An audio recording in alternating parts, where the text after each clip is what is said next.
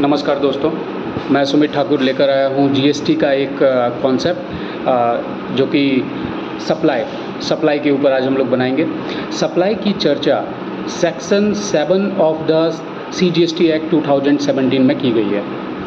पिछले वीडियो में हम लोग सेक्शन 5 एंड सेक्शन 6 देख लिए थे, तो आज हम लोग section 7 of the CGST act 2017 के बारे में चर्चा करेंगे। दोस्तों, सप्लाई एक बहुत ही इम्पॉर्टेंट टॉपिक है क्योंकि पूरे जीएसटी में सप्लाई की चर्चा की गई है, पूरे जीएसटी एक्ट में। और एक लाइन जो कि लिखी हुई है हर जगह पर, सप्लाई ऑफ गुड्स और सप्लाई ऑफ सर्विसेज और सप्लाई ऑफ गुड्स और सर्विसेज और बोथ। तो यहाँ से ही पॉइंट जो है स्टार्ट होता है। तो देखते हैं सप्लाई क्या बोलता है। सप्लाई की डेफिनेशन को डिस्क्राइब करने के पहले मैं आपको दो चीज़ें बता देना चाहता हूँ। आप दुनिया का कोई भी किताब पढ़ रहे हैं, कोई भी डेफिनेशन में अगर लिखा हुआ है कि इट मीन्स और कहीं पर लिखा हुआ है इट इंक्लूड्स, तो दोनों में क्या डिफरेंस है? मीन्स वाले में क्या डिफरेंस है और इंक्लूड्स वाले में क्या डिफरेंस है? दोस्तों, जिस डेफिनेशन में मीन्स लिखा हुआ है उसका मतलब ये होता है कि वो उस डेफिनेशन के अंदर जो जो चीज़ें लिखी हुई है वो डेफिनेशन सिर्फ वहीं पर फॉल करेगा। वहाँ पे और किसी चीज़ों को आप, बाहरी चीज़ों को आप ऐड नहीं कर सकते हैं। और जहाँ पर इंक्लूड्स लिखा हुआ है उसका मतलब ये है कि वो एक इंक्लूसिव डेफिनेशन है। वहाँ पर उस डेफिनेशन के अंदर जो चीज़ें लिखी हुई है अगर उससे रिलेटेड कोई चीज़ है तो भी आप उसके अंदर इंक्लूड कर सकते हैं। एज पर द थिंग्स, जो भी चीज़ें हैं, अगर आपको लग रहा है कि हाँ ये इसमें इंक्लूड हो सकता है तो वहाँ पर आप इंक्लूड करेंगे। इसका मोटा मोटी मतलब ये है कि मीन्स मतलब होता है, जहाँ पर भी लिखा हुआ है मीन्स, उसका मतलब ये होता है कि ये एग्जॉस्टिव इन नेचर है, ये वहीं तक एक लिमिटेड इन नेचर होगा। जो लिखा हुआ है बस वहीं तक हमें समझना है।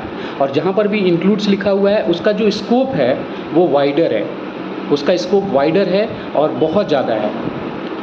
तो सप्लाई के डेफिनेशन में जो स्टार्ट होता है सप्लाई का, वहाँ पर इंक्लूड शब्द का इस्तेमाल किया गया है। तो सप्लाई के डेफिनेशन में जो लिखा हुआ है पहला लाइन, वो ये लिखा हुआ है, supply includes all forms of supply such as sale, transfer, barter, exchange, lease, rental, licence, disposal. तो 8 चीज़ों की चर्चा यहाँ पर की गई है। अब इन 8 चीज़ों को अगर हम देखते हैं तो ये एक एग्जाम्पल के तौर पर यहाँ पर लिखा हुआ है। ऐसा इसका मतलब ये नहीं है कि कोई 9वीं चीज़ या 10वीं चीज़ आ जाती है तो हम उसको इसमें ऐड नहीं करेंगे, इसलिए इंक्लूड्स इसमें इस्तेमाल किया गया है। तो पहला पॉइंट ये है कि supply includes all forms of supply such as sale, transfer, barter, exchange, licence, lease, rental, disposal for a consideration. जो सेकंड इम्पॉर्टेंट एलिमेंट है वो है कंसीडरेशन का होना बहुत ज़रूरी है। और for in the course of business, मतलब ये जो चीज़ है ना, जो ये सब आप एक्टिविटीज़ कर रहे हैं, कंसीडरेशन जो आपने लिया ये किसके लिए लिया? अपने बिजनेस के लिए लिया। तो जैसे एग्जांपल से समझते हैं, एक मोबाइल का शोरूम है, वहाँ पर जो मोबाइल की बिक्री होती है उसको हम लोग सेल बोलेंगे। वहाँ पर क्यों? क्योंकि वहाँ पर कस्टमर से कंसीडरेशन लिया गया और उस बिज़नेस के पर्पस के लिए लिया गया, बिज़नेस चलाने, in the course of business में लिया गया। तो वहाँ पर ये सेल का डेफिनेशन फॉल कर जाएगा, वहाँ सप्लाई होगा। लेकिन दोस्तों, अगर आपका एक सेकेंड हैंड मोबाइल है जो कि आप इस्तेमाल कर रहे हैं और अब आप इस्तेमाल उसको नहीं करना चाहते हैं, फिर आप उसको जा रहे हैं सेल करने के लिए, तो सेल तो है, यहाँ पर कंसीडरेशन भी है, आपको कुछ पैसे भी मिल रहे हैं, लेकिन क्या वो बिज़नेस पर्सपेक्टिव के लिए है? तो नहीं है।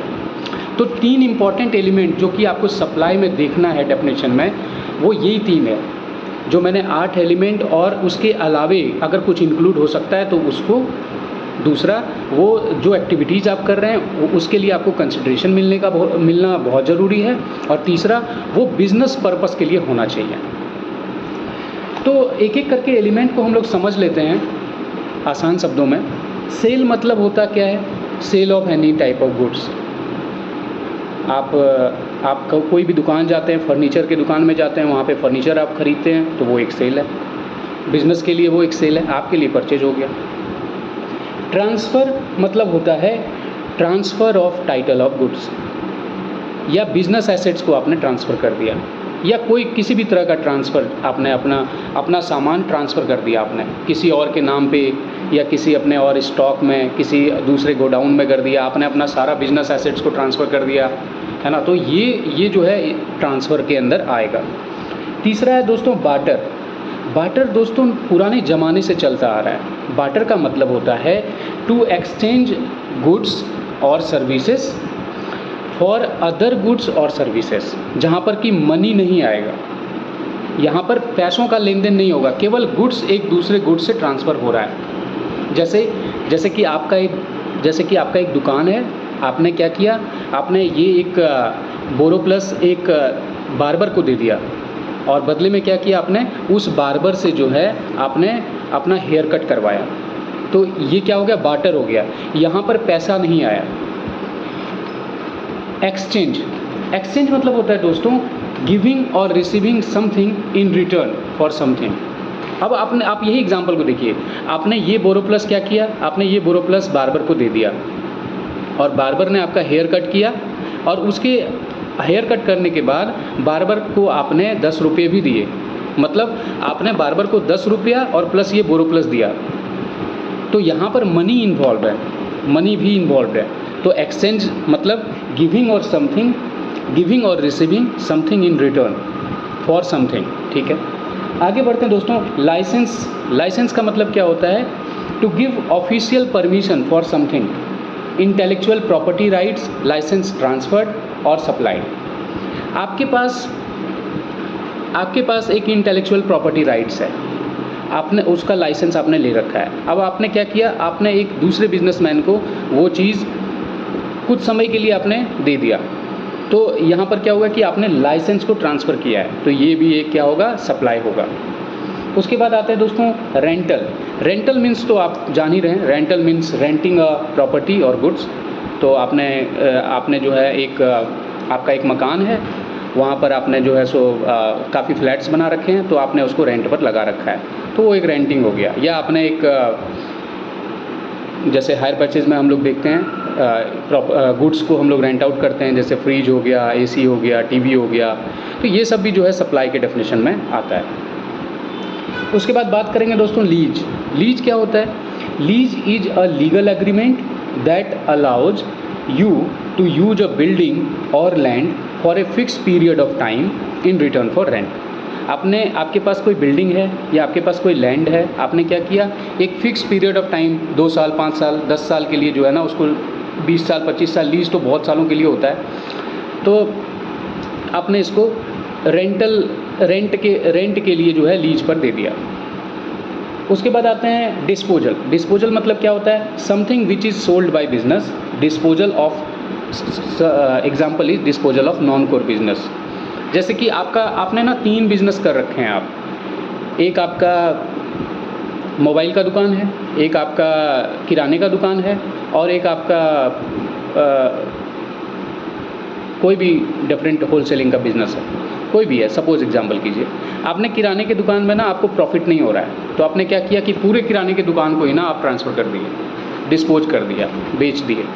तो इसका मतलब ये हुआ कि ये हो गया डिस्पोजल, ये भी सप्लाई के अंदर फॉल करेगा। तो 3 इंपॉर्टेंट एलिमेंट हो गए हमारे, जो कि सप्लाई के अंदर हमें समझना बहुत ज़रूरी है। उसके बाद दोस्तों बहुत सारे जगह पर क्या हुआ कि जैसे क्लब चलता है, कोई जैसे हाउसिंग सोसाइटी है, वहाँ पर कोई क्लब चल रहा है, और वो क्लब क्या कर रही है, अपने मेंबर को सर्विस प्रोवाइड कर रही है, इलेक्ट्रिसिटी हो गया, गैस हो गया, मेंटेनेंस हो गया, अदर थिंग्स हो गया, तो अपने मेंबर्स को कर रही है, ठीक है। तो पहले जो है जीएसटी इसके ऊपर कॉम्प्लेक्सिटीज़ थी, लेकिन इसमें फिर बाद में जो है जीएसटी में नोटिफिकेशन निकाला गया, और वहाँ पर ये बोला गया कि द एक्टिविटीज़ और transactions by a person other than an individual to its members for any kind of cash और consideration is also a supply. इसको भी सप्लाई के अंदर फॉल करा दिया गया। जैसे आप किसी हाउसिंग सोसाइटी के अंदर रह रहे हैं, तो वहाँ पर जो क्लब है और जो हाउसिंग वेलफेयर एसोसिएशन है, वो अगर किसी कैश या कंसिडरेशन के बदले में सर्विसेज देती है, तो उसको भी जो है बोला कि ये भी सप्लाई है, ये सप्लाई के अंदर फॉल करेगा। उसके बाद एक चर्चा हम लोग करेंगे, अगर हम लोग इंपोर्ट ऑफ सर्विस करते हैं, जैसे हमने आपको पहले भी बता रखा है कि import of service for a consideration whether related to business और not, it doesn't matter, is a supply. मतलब क्या कह रहा है कि अगर हम कोई इंपोर्ट कर रहे हैं किसी सर्विस का, जैसे सपोज दैट आपका एक बिज़नेस है और आप उस बिज़नेस में क्या कर रहे हैं कि आप एक फैक्ट्री बनाना चाह रहे हैं, और आपका एक भाई है जो कि यूएसए में रहता है, आपने उससे आर्किटेक्चरल सर्विसेज ली, जिसके बदले में आपने उसको कंसिडरेशन दिया, पैसे दिए आपने उसको, तो ये बिज़नेस के पर्पज़ से है, ये तो सप्लाई के अंदर आएगा ही। और अगर नॉन बिज़नेस भी है, सपोज दैट अगर ये एक नॉन बिज़नेस भी है, अगर बिज़नेस नहीं भी होगा तब पर भी ये जो है एक सप्लाई कंसिडर किया जाएगा। उसके बाद अब ये कह रहा है कि अब हम लोग पहले के वीडियो में शेड्यूल 1 की एक्टिविटीज़ को देखे थे, यहाँ पर बोल रहा है कि सप्लाई के 3 इंपॉर्टेंट इंग्रेडिएंट्स हैं। क्या क्या? सप्लाई के जो 8 एलिमेंट्स हैं, नंबर 1, दूसरा कंसिडरेशन होना ज़रूरी है, और तीसरा और in the course of business होना चाहिए। लेकिन बोल रहा है क्या कि शेड्यूल 1 में जो हम लोग चर्चा किए थे, वहाँ क्या चर्चा किए थे कि these activities are also under the definition of supply, अगर कंसिडरेशन रिसीव नहीं भी होता है फिर भी, ठीक है, तो ये भी एक सप्लाई माना जाएगा। तो शेड्यूल 1 को देखने के लिए आप हमारे पुराने वीडियो में जा सकते हैं, वहाँ पर आप शेड्यूल 1 के एक्टिविटीज़ को देख सकते हैं। उसके बाद दोस्तों हम लोग अब देखेंगे कि इसमें एलिमिनेशन क्या क्या है, क्या क्या सप्लाई नहीं है। तो सप्लाई जो नहीं है उसमें पहला जो एलिमेंट है वो है शेड्यूल 3 ऑफ द एक्टिविटीज़, जो ऐसे एक्टिविटी जो कि शेड्यूल 3 के अंदर चिन्हित किए हुए हैं। तो हम लोगों ने, मैंने पहले भी शेड्यूल 3 के ऊपर डिस्कशन किया हुआ है, वीडियो बनाई हुई है, आप उसको देख सकते हैं कि वहाँ पर सप्लाई का इस्तेमाल, सप्लाई वहाँ पर नहीं कंसिडर किया जाएगा। उसके बाद गवर्नमेंट क्या करती है कि बहुत सारा नोटिफिकेशन निकालती है, सर्कुलर रेज करती है, और वहाँ पर क्या करती है कि वो नोटिफाइड करती है कि these kind of goods, these kind of services, these kind of activities are not a supply. तो बेसिकली ये था हमारा पूरा सप्लाई का definition under the CGST act 2017। मैं आशा करता हूँ दोस्तों कि मैं कुछ हद तक आपको सप्लाई का डेफिनेशन समझा पाया, सप्लाई क्या होता है वो मैं आपको बता पाया, और इसके साथ ही मैं अब आपके सामने अगले वीडियो के साथ कुछ नए कॉन्सेप्ट्स के साथ मैं आपके सामने आऊँगा। तब तक के लिए नमस्कार, जय हिंद। आप अपना ख्याल रखें, अपने घर का ख्याल रखें, आप खुश रहें और आप अच्छे से रहें, स्वस्थ रहें। तो जय हिंद।